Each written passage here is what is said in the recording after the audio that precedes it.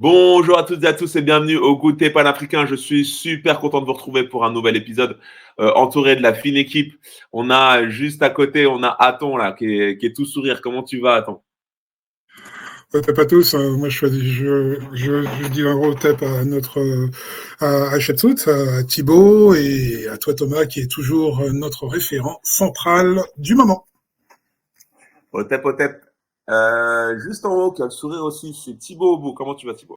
Ah ben, je vais très très bien. Je vais très très bien, surtout que quand je retrouve Aton, Adjessou, notre reine, et toi, Thomas, en pleine forme, dans cette fin de 2023, on a besoin des gens comme toi, pour mettre de l'optimisme pour 2024. Toujours. Le 2024, c'est une grande année qui arrive. Et tu l'as dit, on garde le meilleur pour la fin. C'est la reine du plateau, notre voix féminine, notre voix mystérieuse. C'est Ashen Soud. Comment tu vas, Ashen Soud? Je vais très bien. Merci Thomas donc de m'inviter, Thomas Le Saint. Thibaut Aubou, merci. Et puis à toi aussi d'être de la partie, puisque comme vient de le dire Thibaut, on arrive quand même à quelques semaines donc de la fin de l'année 2023.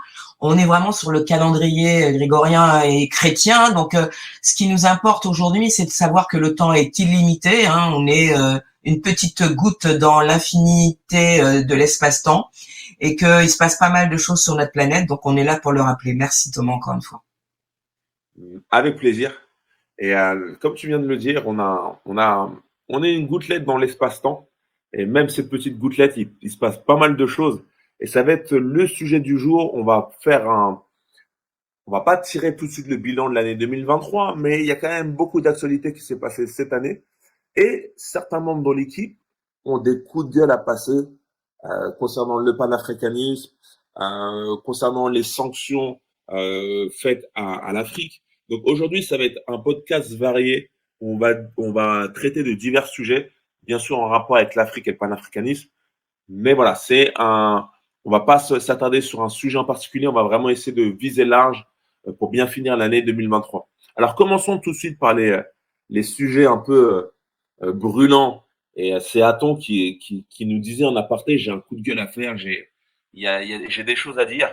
Donc on te laisse la parole, Aton, et ensuite on enchaînera avec les autres. Ouais, c'est un coup de gueule. Je trouve il y a beaucoup de gens on va dire des mélanodermes qui se mettent en scène sur le panafricanisme. Et c'est vraiment dommage parce qu'il gâche un peu le message de fond qui est vraiment l'unité de l'Afrique. Je veux parler principalement des Mensa et des sociétés comme ça où on voit des gens apparaître qui sont des faux pour moi panafricains et qui gâche un peu notre fête de libération, en envoyant des gens qui sont sous-qualifiés, et on sait derrière qui se cache derrière, c'est la France-Afrique. Et voilà quoi. Il faut vraiment se débarrasser des brebis galeuses pour créer notre nouvelle société. Donc j'invite tout le monde à boycotter ces chaînes de faux panafricains et de s'orienter vraiment sur les vrais, ceux qui essayent d'aimer et essayent aussi en diaspora d'éclairer un peu notre peuple. Voilà. Donc ça c'était le premier choix. Et puis il y avait un deuxième. Ouais. Excuse-moi, avant que tu passes au deuxième coup de gueule. Il y a eu des faits particuliers qui t'ont amené à avoir cet avis, en fait? Pourquoi Oui, tu les critiques comme ça de manière frontale? en Guinée, il s'est passé de grandes conférences avec ces faux personnes qui arrivent avec des avocats et des gens qu'on ne connaît à peine. On va parler d'Alain Foka, etc. Et ces gens-là, qui travaillent vraiment pour la DGSE française, sont toujours une problématique en arrière-fond. Donc, il faut savoir que l'ennemi ne dort jamais. Et je voulais franchement éveiller notre conscience pour dire que derrière ces gens-là, se cache toujours la main de la France-Afrique, et derrière la France-Afrique, il y a aussi l'Europe, et on n'a pas besoin de gens extérieurs au continent pour se développer. Ça, c'est le premier point. Et puis parce qu'on a tout chez nous, quoi. On a tout chez nous, on a de l'eau, on a des fleuves, on a tout ce qu'il faut, donc on n'a pas besoin de l'étranger pour se développer vraiment sur le continent. Donc déjà, éveillons nos consciences, on a bien vu l'éveil de notre jeunesse sur l'AES qui s'effectue convenablement. Maintenant, éjectons nos brebis galeuses qui créent des problématiques extérieures. Je parlais du deuxième point. Le deuxième point, c'est des points positifs. Moi, j'ai vu des choses se développer sur le continent, telles que des centrales nucléaires qui vont se développer, notamment au Burkina, au Mali et au Niger, parce que c'est là où elles sont sur les matières premières. Donc déjà c'est bien. Et si un allié peut faire ça, c'est-à-dire la Russie, protéger ses investissements parce que l'énergie est le centre du développement, ensuite ça évoluera que dans le bon sens. Donc on voit des évolutions positives sur le continent, en tout cas venant de l'AES, et faut les soutenir dans ce combat-là. En tout cas, nous qui sommes en diaspora, on doit vraiment les soutenir dans ces bonnes avancées. Donc pour toi, on est bien d'accord, tu critiques un peu le monde Europe de l'Ouest, etc., mais tu n'es pas non plus fermé à la mondialisation. Dans tous les cas, s'ils viennent aider l'Afrique, tu es pour. Moi, je suis Afrique first. C'est l'Afrique d'abord. Ouais. C'est l'Afrique d'abord. Aucune personne viendra nous aider sur la planète Terre, ça s'est jamais vu. L'Afrique étant un allié temporaire, ils vont nous aider, je l'espère pour le moment. Tout a un coût, donc ils viennent pas gratuitement. Donc tout a un coût. Donc Afrique first, ça veut dire qu'il faut d'abord éveiller l'Afrique, ensuite l'éduquer. On est la population la plus jeune. Ensuite, s'industrialiser, puisque ça doit arriver au moment où on dit, c'est un moment.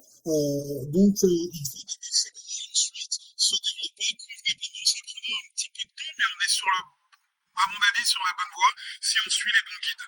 Donc, ne suivons pas les gens qui nous mettent des bâtons dans les roues, tels que Mansat et que je l'ai cité précédemment. Et il nous faut vraiment des gens éclairés et éveillés pour nous guider vers les bons objectifs.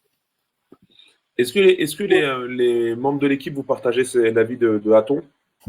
Je partage complètement son avis. Effectivement, c'est vrai que le panafricanisme, c'est devenu quand même, on va dire, une idée générale où chacun peut venir puiser un peu ce qu'il veut et après s'en servir.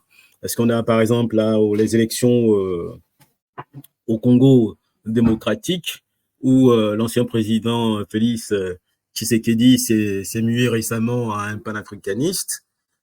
Donc, ça paraît un peu particulier quand on sait que c'est lui qui a reçu récemment le roi belge en grande pompe, sachant pertinemment que la Belgique a tué des millions de Congolais au Congo en coupant les mains, des têtes et tout ça, et que dans les musées de la Belgique, il y a encore aujourd'hui des têtes des résistants qui sont dans ces musées-là. En passant aussi, ces têtes-là aussi sont aussi au musée de l'homme ici à Paris. Donc, on ne peut pas être panafricain du jour au lendemain en faisant en sorte que toutes les richesses minières qui sont au Congo, il n'y a réellement aucune entreprise à 100% congolaise qui exploite ces minéraux. Alors qu'il est venu récemment en France pour faire une alliance pour sa sécurité et la sécurité de certains de ses amis, en créant un système de police, c'est-à-dire les Français vont aller former les Congolais pour une question de sécurité. Alors que quand on sait pertinemment que ça soit la France, la Belgique ou les États-Unis, ils ont toujours travaillé en concert pour exploiter au maximum le Congo jusqu'à aujourd'hui. Donc, il ne peut pas créer une école militaire avec des gens qui exploitent son pays. C'est quand même particulier. Par contre, il a essayé de faire quand même, pour prouver un peu son côté panafricain, il a demandé à l'ONU, la MONUSCO, ça s'appelle là-bas, de partir du Congo. Ben ça, on sait aussi que c'est un peu convenu parce que l'ONU a été chassée pratiquement en Afrique de l'Ouest, au Mali, au Burkina Faso, et donc il ne fait que suivre le mouvement. T'as sûrement des choses à dire, et ensuite on va rebondir avec ton sujet aussi que tu voulais parler, parce qu'on parle aussi de sanctions, tu voulais nous parler de ça, mais je voulais juste recueillir ton avis sur ce que venaient de dire les autres panélistes. Alors, ce qu'a dit Haton sur les sites qui ne sont pas vraiment disons dans le panafricanisme tel qu'on le conçoit nous, goûter panafricain et puis d'autres chaînes, c'est assez triste de voir que des mélanodermes ne comprennent toujours pas dans quel monde ils se trouvent. Alors, juste avant, Alors, excuse-moi de te couper.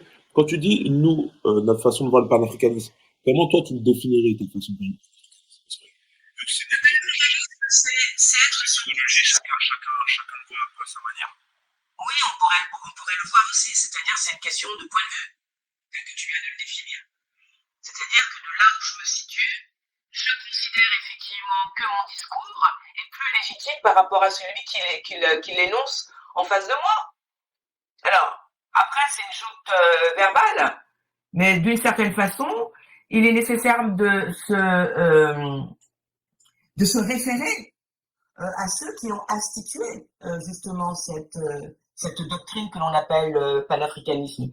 Marcus Garvey, lorsqu'il a eu cette idée géniale de se dire je ne suis pas uniquement polarisé en tant qu'être, mais que je suis effectivement un être à part entière, non pas par le regard de l'autre et son discours, il a dit moi j'existe par rapport à un continent.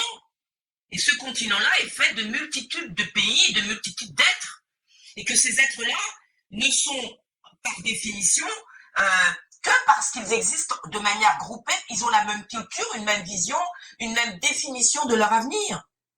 Alors après, si on reste tout le temps polarisé par rapport au regard du maître, il est normal qu'à un moment donné, des sites que vient de dira-t-on les sites que moi je vais pas répéter, estiment que ce qui est prôné par les panafricanistes de la première heure, ils le récusent d'une certaine façon.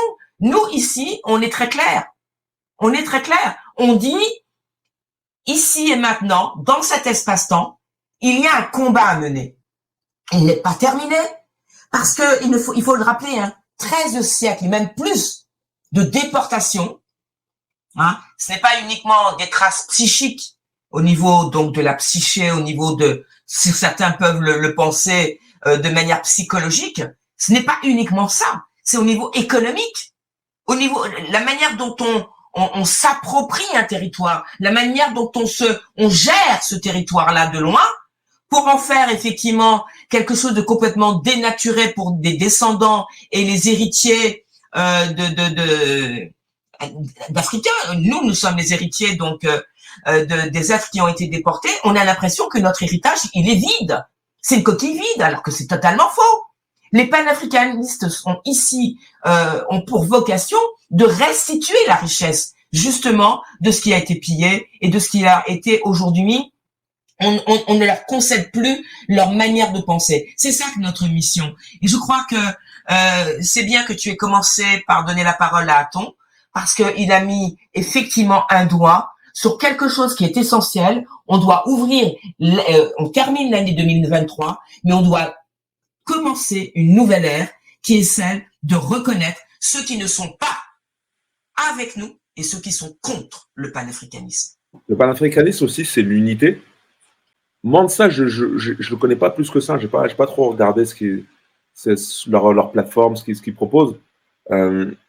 Mais ils se disent panafricanistes, mais pour vous, vous estimez que c'est pas assez suffisant. Donc il y a un peu une scission. On est un peu en désaccord avec le discours panafricain qui veut avant tout l'unité avec la communauté. Mais comment on peut faire l'unité si... parlé de Dubois. Déjà, à l'origine, il y avait quand même quelque chose. C'est vrai. Alors peut-être que le panafricanisme, dès le départ, comme tu as bien fait de le dire, c'est que c'est de plus en plus difficile en fait de trouver cette unité. Comme tu disais, même les pères fondateurs Marcus Garvey et Aude Dubois n'arrivaient même pas à se mettre d'accord. Est-ce que c'est peut-être pas ça le grand problème du panafricanisme, c'est qu'on arrive en fait compte pas à s'unir? Alors moi, juste avant de donner la parole comme tu le fais donc aux autres, je voudrais juste en deux mots rappeler ce qu'on avait l'enregistrement précédent et je vous invite à le regarder si vous ne l'avez pas fait. C'est à un moment donné, j'ai bien précisé, est-ce que l'on ne doit pas s'interroger sur une appréhension justement du panafricanisme par certains, même par le président donc du Togo, c'est-à-dire une sorte de panafricanisme de droite, même si cette approche n'est pas vraiment celle que nous acceptons, puisqu'elle vient de la République de 1789 avec toute leur démarche politique qui est très européenne, ce n'est pas celle qui est proprement celle du continent. un panafricanisme de droite et un panafricanisme de gauche. On en est là aujourd'hui. Est-ce que ce que tu viens de dire entre Dubois et Garvey n'est pas l'aboutissement aujourd'hui de ce que l'on voit de cette scission qui existait dès l'origine et qui fait qu'on ne se trouve pas vraiment sur un socle fédérateur réellement des divergences. N'oublions pas que l'Afrique a été colonisée, pillée, sa population a été dilapidée à droite à gauche. Donc il faut faire avec tout ce qui a toute cette composition de son histoire. Marcus Garvey était à des kilomètres de l'Afrique. Il faisait partie aussi de la déportation.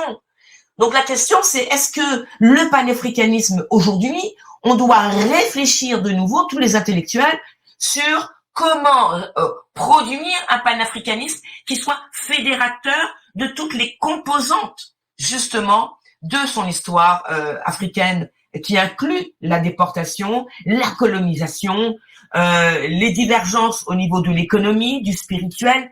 Voilà. Donc c'est un travail qui est important et qu'à un moment donné, la question que tu poses, il me semble, on ne peut pas l'éluder si on ne prend pas à bras le corps cette nécessité de fonder réellement le panafricanisme comme étant une ligne directrice pour un avenir commun. Ouais. Bon, je pense que Yesu a fait un peu le tour de table du panafricanisme. Mais par rapport à ce que disait Aton, c'est que ça va au-delà des sites. Hein. Je prends l'exemple, par exemple, du Gabon, où il y a eu un coup d'État qui a été fait au Gabon. Et ce coup d'État avait vu les autres coups d'État qu'il y avait dans la région, ça avait l'air de prendre la voie du panafricanisme, en fait. Et donc, le premier exemple qu'il a donné, mais bon, c'était un exemple un peu contradictoire et en même temps un peu rigolote, mais qui peut avoir son sens. Hein. Par exemple, il a dit qu'au Gabon, ou comme dans les autres pays africains, il paraît paradoxal qu'un président de la République ait pour femme une blanche, une européenne. C'est pas possible. Et que désormais, au Gabon, un président doit avoir une femme africaine, une femme noire. Bon, dit comme ça paraît très intéressant, ça paraît quelque chose de panafricain, mais en soi, c'est rien. Pourquoi c'est rien? Parce que au Zaïre, dans le temps, Mobutu Sese Seko avait aussi fait un système on va dire, de panafricain en faisant en sorte que tous les Congolais aient des noms congolais, en fait. Et tous ceux qui avaient des noms à consonance européenne et tout ça, étaient bannis. Au Togo, la même chose s'est produite où on a voulu que tout le monde ait un nom local. Je préfère dire local pour ne pas dire européen parce que, en réalité, quand on fait les études, on se rend compte que les noms qu'on dit européens n'ont rien d'européen. C'est les noms africains. Sauf c'est adapté au contexte. C'est romanisé au contexte, alors qu'on sait pertinemment que les premiers Romains, ce sont les pélages, ce sont des Africains, des Noirs africains. Et ils faisaient référence toujours à l'Afrique. Maintenant, pour rebondir dans l'union, pendant longtemps, nos dévanciers avaient créé l'union par l'architecture. Je prends des exemples des pyramides. Par exemple, les pyramides qui ont été faites au Mexique, c'était un lien direct à l'Égypte. Faites de la même façon, pour les mêmes raisons. Les mêmes pyramides qui ont été faites au Cambodge, par les Khmers, c'est exactement la même chose. À Angkor, par exemple, on a le Ankh, qui est la croix, qui est sur notre goûter panafricain, est à Horus. Hein? Donc, c'est la contraction qui donne Angkor. Et ce sont les mêmes pyramides pour la même chose. En Chine, c'est pareil. En Australie, ça a été détruit, mais c'est pareil. C'est-à-dire que la référence africaine, elle était posée. Donc, du coup, tu peux pas la nier. Et les gens eux-mêmes se désignaient comme étant des Noirs par référence. Donc, quand on a perdu le pouvoir par le fait qu'on a été pratiquement génocidé sur tous les terrains, en commençant d'abord par l'Europe, et pour l'Europe, c'est vraiment récent. On pense que c'est loin, mais c'est la Renaissance. C'est-à-dire, on est au XIVe siècle. C'est là où il y a à la fois l'esclavage, et il y a aussi en même temps le génocide des dignitaires noirs européens, africains, qu'on envoyait un peu partout dans le monde. On leur enlevait tout ce qu'ils avaient comme pouvoir pour les remplacer par des gens qui ne savaient pas ce que c'était que le pouvoir. Un exemple à tel point que ici en Europe, à Paris, en France, il a fallu qu'il y ait un Africain détaché au palais de Louis XIV qui lui apprenne l'hygiène. C'est-à-dire qu'il ne savait pas ce que c'était l'hygiène. Ok, Aton? Ouais, bah, je vais être encore plus critique. On a subi l'esclavage, on a subi la colonisation, on a subi la maltraitance dans certaines régions d'outre-mer, ou même au Congo, comme on a pu le dire. On a subi l'apartheid. Qu'est-ce qu'il nous faut encore pour prendre conscience qu'il nous faut vraiment devenir une puissance? On est le peuple le plus vieux de la planète. On est le peuple le plus vieux. C'est nous qui devons donner l'exemple au monde. Aujourd'hui, je suis fier de voir l'AES. Je suis fier de voir des généraux comme Tchiani, des Assimi Goïta ou des Ibrahim Traoré qui se lèvent enfin et qui disent non. Pas trop tôt. Il nous faut encore des gens comme ça. Dans tout le continent. Il faut que ça se réveille culturellement. Il nous faut une culture, il nous faut se baser sur nos savoirs, sur nos spiritualités, sur nos continents. La vérité est chez nous. Elle n'est pas chez eux. Et si on prend ça en compte, on va se libérer. Notre libération est imminente, en tout cas on doit la transcender, on doit en être l'énergie vitale et on doit la partager à tous nos frères qui sont là. Ce que je veux dire par là, et pour conclure, et on va dire que toutes ces personnes qui sont là temporairement et qui nous font qu'une France-Afrique mauvaise, telle que Mansa ou ces autres dérivés, c'est que le panafricanisme aujourd'hui commence à faire peur à l'Occident. Parce qu'on commence à peser. Nos jeunes commencent à prendre conscience des inégalités qui sont encore criantes ici et dans le monde. Et même des gens qui doivent commencer à respecter qui nous sommes et où nous serons dans le monde de demain. Il faut vraiment avoir une vision large. Nous sommes que le relais d'une petite éveil et ça va aller qu'en s'agrandissant, je l'espère, car notre histoire est millénaire, ultra millénaire, et on a des choses encore à apprendre et à découvrir sur notre peuple. Ok, bon, bah, c'est ton avis. Hein. On laissera les abonnés faire leur propre opinion. Hachensout, toi, tu voulais parler des sanctions qu'a subi beaucoup de pays africains, notamment dans la zone du Sahel. Est-ce que tu peux nous en dire un peu plus?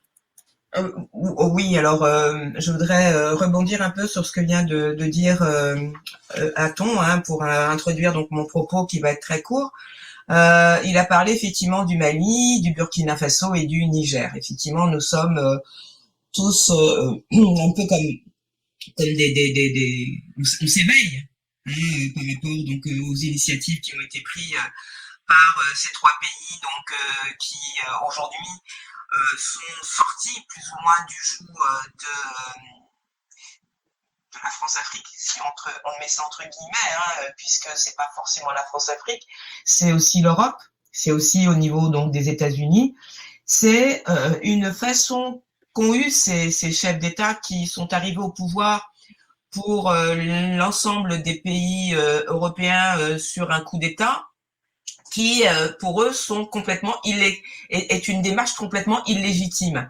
Mais pour la population qui les ont portés donc à la tête donc du pouvoir, c'est dans la droite file disons d'une démarche révolutionnaire. Donc on n'est pas tout à fait sur la même interprétation. Alors ces représentants de ces dignes États, j'appelle ça vraiment des États, même si pour certains ils n'ont pas encore, il n'y a pas encore eu des élections qui permettent effectivement d'entériner leur accès au pouvoir. Il y a quelque chose d'assez manifeste, c'est-à-dire qu'ils sont sous le coup de sanctions prônées par l'ONU, notamment par le Conseil de sécurité, donc si on doit le dire comme ça, et par l'Union européenne.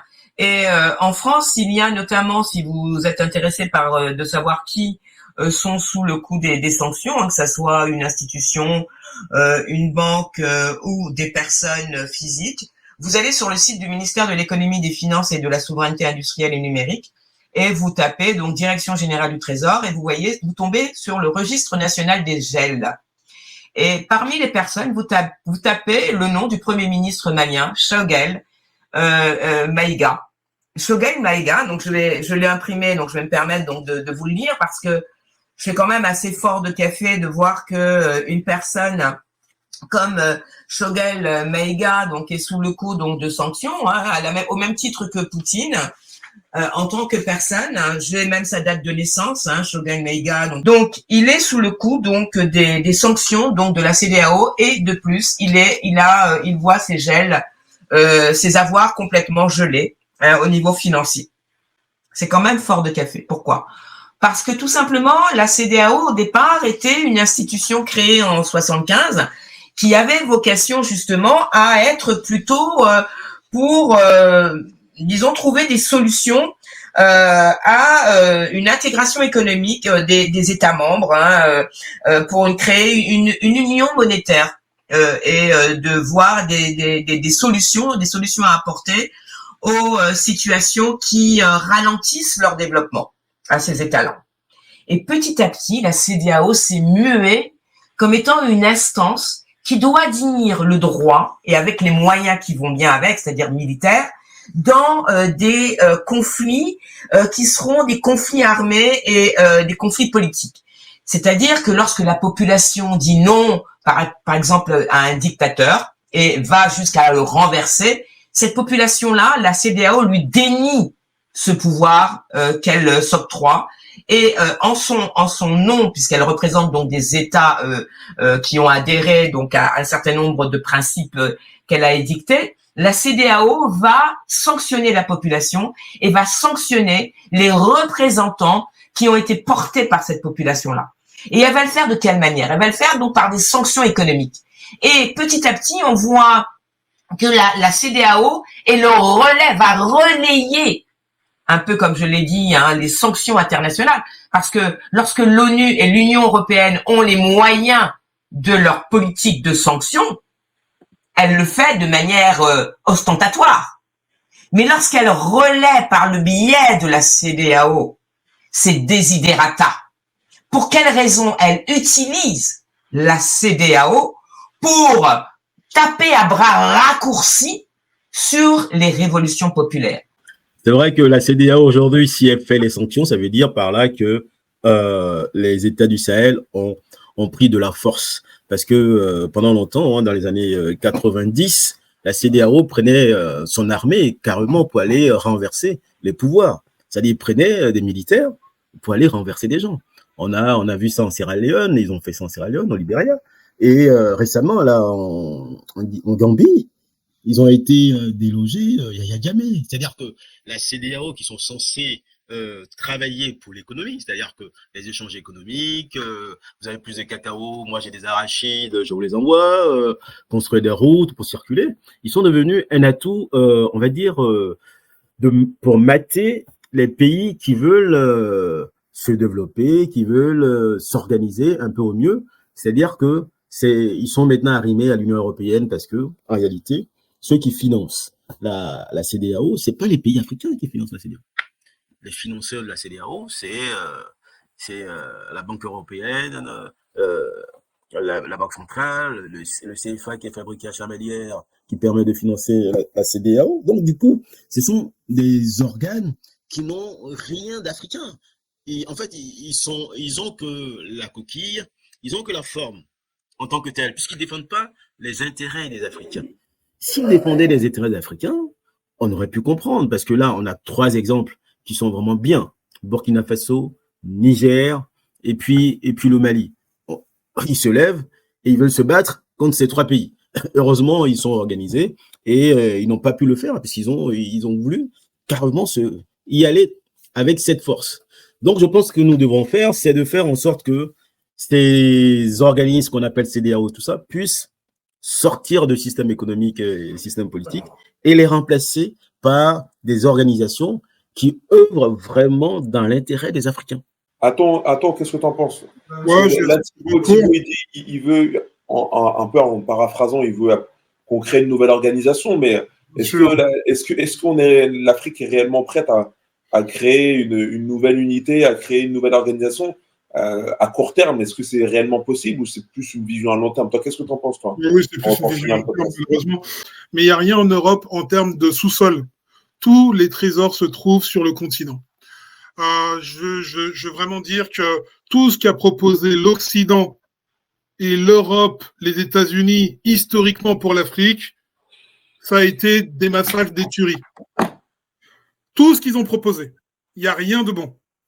Donc, il faut revenir à son essence.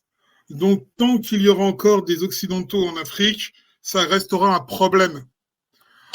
Les Africains sont assez adultes. Je pense qu'ils vont le devenir. Et aujourd'hui, on a l'effet de conscience pour être des gens sensés. Et on n'a pas besoin d'une nation étrangère pour se développer. Pas du tout. Toutes les sociétés multinationales aujourd'hui doivent être des problèmes pour l'Afrique, sont des problèmes pour l'institution africaine aujourd'hui. Économiquement, on l'a vu avec le franc CFA, on le voit aujourd'hui avec différentes sociétés qui veulent s'installer et qui créent des distorsions dans chaque entité, dans chaque enclos colonial, puisque c'est pas des pays, c'est des enclos coloniaux qui ont été créés en Europe. Tous les problèmes qu'aujourd'hui l'Afrique vient de l'étranger. Donc, pour un court moment, il faut nettoyer l'Afrique. Et ensuite, les gens pourront revenir. Mais on doit être entre nous, d'abord se comprendre entre nous, s'aimer entre nous, pour travailler correctement avec nous, et ensuite inviter l'autre. Faut pas faire n'importe quoi en invitant tout et n'importe qui sur ce continent. Notre continent est pur. Je rappelle que c'est le continent le plus vieux de la planète. On a besoin de personne. Je dis bien de personne pour faire notre Afrique. On a tout à reconstruire chez nous. Et de ce fait, il faut nettoyer l'Afrique. Oui, alors bon, alors il y a ce qu'on appelle une Afrique que beaucoup pensent de certaine manière distancée, et puis il y a une Afrique réelle.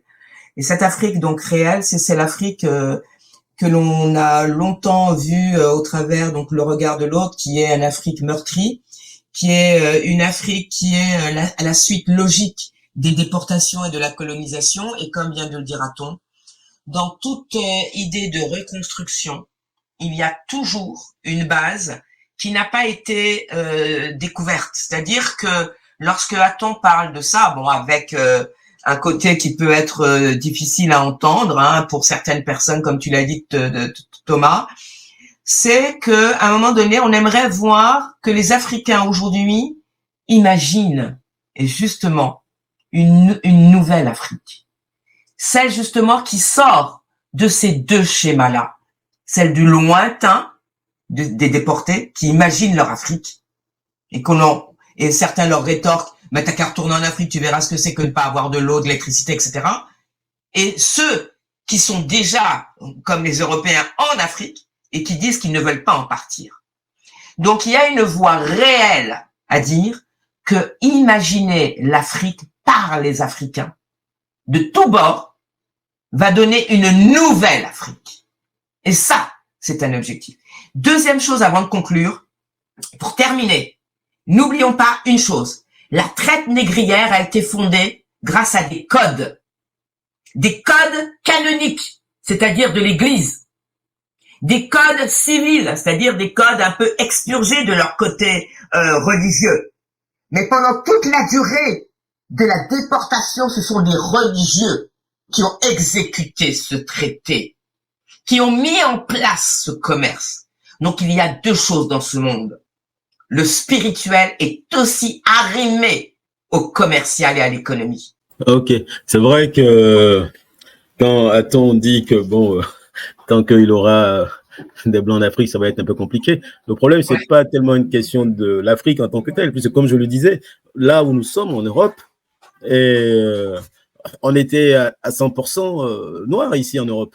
On a tous les archives, toute l'histoire qui nous le prouve. Mais on est devenu minoritaire.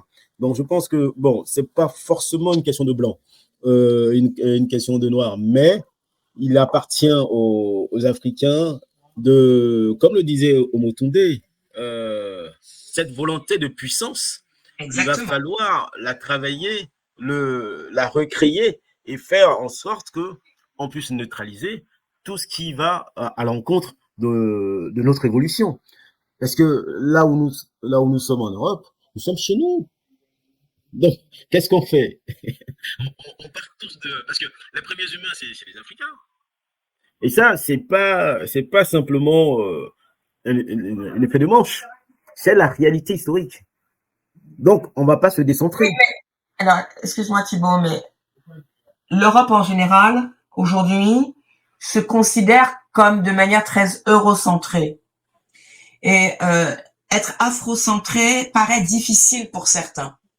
Tout à l'heure, on a débuté donc l'enregistrement en disant que notre entretien aujourd'hui, que le panafricanisme, quelle est sa direction, quelle est sa vocation aujourd'hui et pour demain.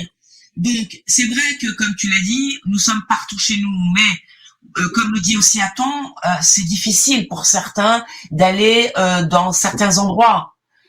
Et pourtant, et c'est incroyable, les mélanodermes ont un continent magnifique, magnifique, grandiose.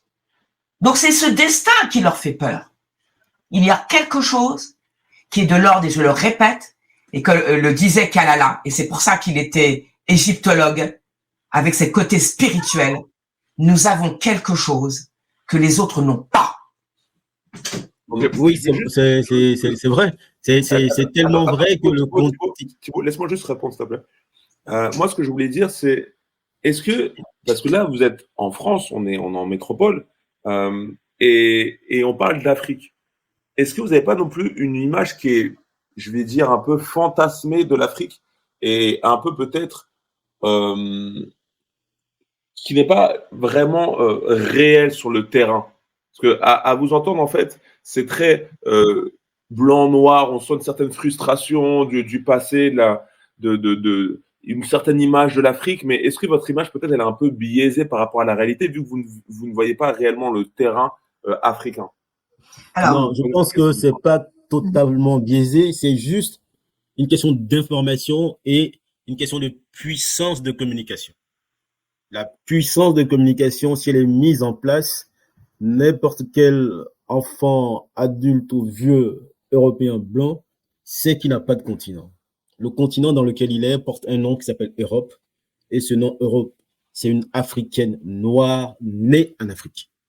Et pendant longtemps, jusqu'à la Renaissance, je dis bien Renaissance, c'est 14e siècle. Ouais. 14e siècle, c'est pas sur ça que je voulais rebondir. Oui. Excuse-moi, c'est pas sur ça que je voulais rebondir. Ce que je veux rebondir, c'est revenir sur l'actualité dans le sens, quand on dit oui, tous les Blancs doivent partir d'Afrique, il faut revenir aussi à la réalité. Il y a des entreprises qui sont créées, ils sont pas tous, ils vont pas tous diaboliser l'Afrique. Il y a aussi par exemple, on parlait de la Russie ou des Asiatiques qui viennent des pays extérieurs. Il y en a qui viennent quand même aussi développer l'Afrique. Je pense que c'est pas que à chaque fois le bien et le mal. Non, tu peux pas, Thomas, tu peux pas développer un pays que tu pilles. C'est pas possible. Bah oui. Aucune entreprise européenne ne peut développer l'Afrique puisque, ils ont été constitués pour piller, c'est-à-dire concrètement prendre des richesses et les ramener ici, dans leur staff, c'est-à-dire la direction, les cadres, les ouvriers, 90% de ceux qui y travaillent viennent tous de l'extérieur. Deuxièmement, les éléments qu'ils utilisent pour travailler est complètement mis de l'autre côté. Troisièmement, tu peux pas travailler sur un terrain sur lequel tu reconnais pas avoir commis des massacres. Tu peux pas t'enrichir sur un terrain que tu as complètement saccagé et venir dire que tu fais du business. En fait, c'est parce que les Africains ne sont pas encore forts qu'il y ait des entreprises européennes, asiatiques en Afrique. C'est inimaginable. Tu peux pas venir tuer une population et dire je vais faire des affaires, mais sur quel principe? Quand tu fais des affaires, tu fais sur quel élément de tes affaires? Sur de l'or? Mais t'as pas de l'or chez toi, donc tu fais quoi? Tu veux le transformer? Tu le transformes pas sur place, tu le transformes à l'extérieur. Tes chercheurs, tes scientifiques, ils sont africains? Non, ils ne le sont pas. Donc, qu'est-ce que tu apportes en Afrique? Non, tu viens tout enlever. Donc, le jour où cette force sera bien posée, tu verras que ces entreprises, ils vont disparaître d'eux-mêmes parce qu'ils savent pertinemment le mal qu'ils font. Ils font rien de bon. Et le pire, l'exemple qui est vraiment vital, vous avez des entreprises qui gèrent l'eau et l'électricité en Afrique. C'est-à-dire que vous avez des gens qui vous ont génocidé et qui gèrent votre vie. C'est-à-dire qu'ils vous donnent de l'eau. Du jour au lendemain, ils peuvent vous faire disparaître. Ça, je parle ici le cas de la Côte d'Ivoire où l'eau est gérée par Bouygues, où l'électricité est gérée aussi par un consortium de Bouygues. C'est-à-dire que du jour au lendemain, on claque du doigt, on dit, bah, vous là, vous disparaissez et vous disparaissez. Puisque la réalité, c'est qu'ils ont déjà disparu. On a le cas de l'Australie, on a le cas même de la Côte d'Ivoire. Il y a une île qui s'appelle Ascension où il n'y a plus de noirs sur cette île. Donc, c'est pas du fantôme, c'est juste bien communiquer, bien informer, bien instruire les gens et que les gens sachent réellement de quoi on parle. On parle de quoi? Tu veux faire des affaires? Mais si tu fais des affaires, rembourse déjà tout ce que tu as pris en Afrique. Tu veux faire des affaires et tu gardes dans tes musées des têtes des humains dans tes musées. On est en 2023. Tu vas au musée de l'homme. Tu as tous les chefs, tous les dignitaires qui sont là-bas dans des casiers. Il y a leur nom dans les casiers. On est en France, hein, pays des droits de l'homme. Tu as des têtes humaines dans des casiers. Et ça ne change personne, c'est naturel. Mais quelle affaire veux-tu faire si toi-même, l'humanité, tu la dénies, puisque tu ne la respectes pas? Donc, il n'y a aucune entreprise européenne, chinoise, qui font du bien à l'Afrique. Aucune. Donc, c'est clair qu'il n'y a aucun bénéfice à rester avec des gens qui ne reconnaissent même pas notre humanité. Notre humanité. Il faut être conscient. Je sais pas ce qu'il nous faut d'autre comme guerre, comme tuerie, comme massacre. Qu'est-ce qu'il nous faut? Sida, Ebola, qu'est-ce qu'il nous faut encore? J'ai des maladies comme la dengue. Enfin, qu'est-ce qu'il nous faut encore comme résultat? On doit se protéger. Se protéger, c'est par tous les moyens nécessaires. Et on n'a pas le choix. Alors, attends, je te coupe juste légèrement. Il y a une actualité là qui circule un peu, mais que les gens n'ont pas tellement jaugé l'importance de l'information. Il y a une Américaine qui, dont on va dire, ses cellules ont été prises pour créer, on va dire, du cosmétique. Avec ces cellules sont vivantes. Donc, les chercheurs ont trouvé que c'était bien de maintenir ces cellules. Au lieu de faire d'autres recherches, il faut garder les cellules humaines. Mais derrière ça, c'est quoi? Ça veut dire que le noir est plus important mort que vivant. Puisque ces cellules peuvent nous rapporter. C'est une information comme ça, mais c'est une bombe pour n'importe quel noir. Il ne peut pas mettre les pieds dans un hôpital. Puisque si tu rentres, tes cellules sont importantes pour maintenir les autres en vie ou faire de la recherche. C'est-à-dire que tu es un immortel, en fait. Tes cellules sont vivantes. Vous êtes les seuls à être immortels, la science l'a prouvé. Et donc, on prend vos cellules, on travaille sur ces cellules et on continue de vivre. Par conséquent, si vous ne vous protégez pas, vous mettez un pied dans n'importe quel hôpital, vous êtes sûr de ressortir. Puisque vous êtes plus important mort que vivant. Ce qui se passe en Méditerranée, qui circule, mais on n'a pas vraiment tiré les conséquences de cette histoire. Ce qui se passe en Méditerranée, les milliers de morts, là, puisqu'il y a 2 semaines, il y a eu encore 250 morts, ils font quoi des morts? Eh bien, tous les organes sont régénérés pour les Occidentaux. Les Noirs qui meurent là dans la Méditerranée, c'est des organes qu'on va prendre et qu'on va se servir pour les Occidentaux. On n'est pas fait pour ça. Je signale que on a une humanité, on a une histoire, et pour ce faire, on doit se protéger contre tous ces gens-là, culturellement, mentalement, par tous les moyens nécessaires. Ces gens-là ne nous vont jamais fait du bien, ils nous en feront jamais. Qu'est-ce qu'il faut de plus? Ça sera la question de la fin. On va laisser ça à nos abonnés. Je voudrais juste te donner juste préciser ce que vient de dire Aton. C'est Henrietta, j'en avais déjà parlé, Henrietta Lacks, ouais, qui a eu de manière à titre posthume un hommage qui a été rendu par le directeur donc général de l'OMS. Cette femme est morte en 1951 à la suite donc d'une maladie incurable. Et il y a une biopsie qui a été effectuée à son insu, et c'est grâce à ces cellules qui ont été prélevées et qui sont devenues la première lignée cellulaire immortelle qui ont permis les avancées scientifiques incroyables, comme la mise au point du vaccin contre le papillovirus humain, le cancer donc de l'utérus, le vaccin antipoliomyélite, le médicament contre l'infection du VIH et certains cancers et plus récemment les travaux essentiels pour le Covid-19. Donc, sachez-le bien, comme vient de le dire Aton, et ça je le répète, le potentiel qui est celui des Africains est inestimable. Et ça, coûte que coûte. Et on le voit avec ce que vient de dire Thibaut Aubou, le vol, le pillage, l'humiliation, la destruction, etc., etc., est essentiel pour eux. Super. Alors, on va terminer. On va laisser les abonnés se faire un avis. Et on c'est toujours un plaisir de lire vos commentaires. Savoir s'ils sont d'accord ou pas d'accord. Hein, c'est le débat. Hein, c'est le goûter panafricain. On est là pour passer un bon moment ensemble et on laisse court aussi les abonnés, le monde universel, j'ai envie de dire, se faire aussi une opinion. Donc, merci à toutes et à tous. Hein. J'ai mis en bas, pensez à vous abonner, c'est très important, ça nous aide à progresser au niveau de notre chaîne. Aussi, et surtout liker. Et ouais, surtout liker, voilà. Ouais. Et pensez aussi à activer la cloche, s'il vous plaît. Si vous êtes abonné, si vous voulez vraiment voir notre contenu régulièrement, ne restez pas juste abonné, vous avez juste à activer la cloche qui est juste à côté. Et comme ça, dès qu'on poste une vidéo, vous êtes tenu au courant. Ça, on a remarqué que sur YouTube, si vous ne faites pas ça, vous ne serez pas tenu au courant régulièrement de nos contenus. Donc, pensez à activer la cloche. Pensez à liker. Et merci à vous, toute l'équipe. On se retrouve très vite pour un prochain contenu. Portez-vous bien. Merci beaucoup. À bientôt.